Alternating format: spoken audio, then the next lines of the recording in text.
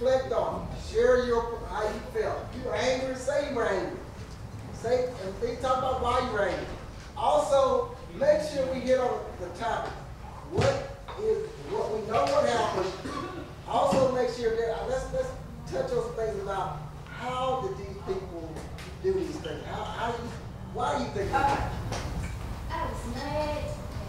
Knowing that 3 men came down here like a piece of wrong and were killed for it, it made me feel like mixed feelings between hate and pity. The main feeling I had when we were by the tree where he was chained was shame, and the fact that you were explaining to us on the bus earlier the stereotypes people have for us. In the Delta, they can put up with it, but they put up with it to a certain limit.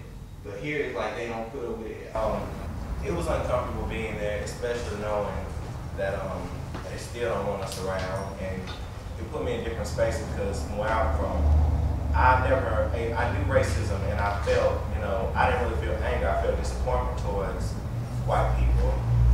But actually knowing that they still feel that way. Honestly, I didn't know the full story, like the real story of what happened. It's kind of hard to fathom that you can hate someone that much to want to do something like that. So even though a lot of people say they're mad, and that's perfectly fine, I feel like instead of being mad, I'm kind of feeling the sense of like, I understand what happened, but I'm willing to move forward and work together. They just don't want to actually acknowledge the fact that this is still an existing problem and want to say, push it away and say that, oh, that was taken care of, it's no big deal, when in fact it really is still a problem. Somebody has to step up, and that's where I think we have to come in and get people motivated to do it. They were feared of another Nat Turner rebellion in the 60s.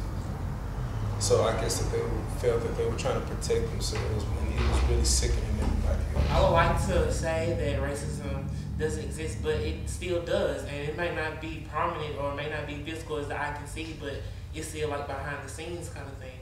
I can do something about it, but it takes time to have people take that stereotype away, and I'm ashamed of the fact that those men, the KKK, led to that stereotype.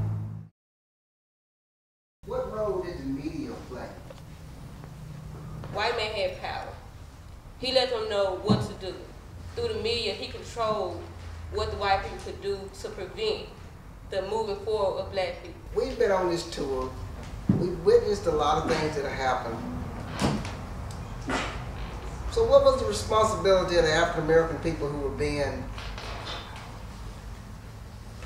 being mistreated? Did they deserve that? Could they have done anything about it? What could have been done?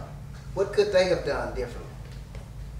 I believe that if they could have, I understand that it was a reason why they were scared. I understand that it could have been a possibility that they could have lost their jobs, their family, their lives. But they could have, been more opinionated. They could have been more outspoken for things that actually do that. I knew Mickey, I knew Andy, and I knew James. I was supposed to have been the fourth. And when you guys talked about that, it made me feel very, very, what would I do? I've asked myself that question 1,000 times. But one thing I'm looking at is, I was a student leader. And I participated in the Freedom Schools. And I went on from there to continue my leadership. One thing that makes me feel great about being involved in the Civil Rights Movement in 1964 was the fact that I look at you guys, and I see you guys go through this process. Learn it. You are the future leaders, okay? My days are gone. I've enjoyed myself. Young lady, where is she? You remind me of someone that made me feel good today. There was a young lady that was the chairman of the Freedom Schools in 1964 when we had the convention. Her name was Joyce Brown. She wrote a poem. You reminded me so much of her. See, I was a leader, but she was the bigger leader. And I bowed down to her because I respected her. Like I said, you just reminded me so much of her. You had the same stature, the whole thing. You made me go back almost 50 years. Thank you. But young people, listen, seriously. We wasn't, we were afraid, okay? But we stepped out and we did what we had to do. You guys got to learn to stand up also. And you have to do the right thing. Okay? The right thing. And you know what the right things are because you've been trained. You know. You're a unique group. Okay? I went on and left the movement and went into the Marine Corps and became a Marine Corps officer. The first one in the city of Meridian, black. And it wasn't easy. When I went to Quantico, Virginia, I felt the same thing that I felt in 1964 when I integrated, in 1965 when I integrated Meridian Junior College with Dr. Skaggs here. I was one of 250 officers. I was the only black. But you know what? The movement and people around me prepared me to go on.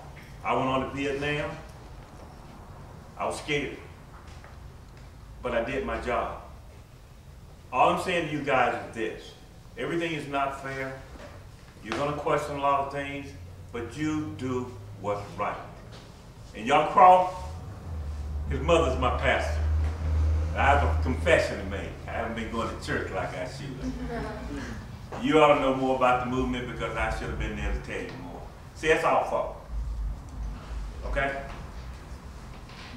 I come all the way here to Philadelphia, a young man, leave Meridian, Mississippi, go to my church, go all the way to Oxford, Mississippi, and come back in full circle. So y'all see how things can happen?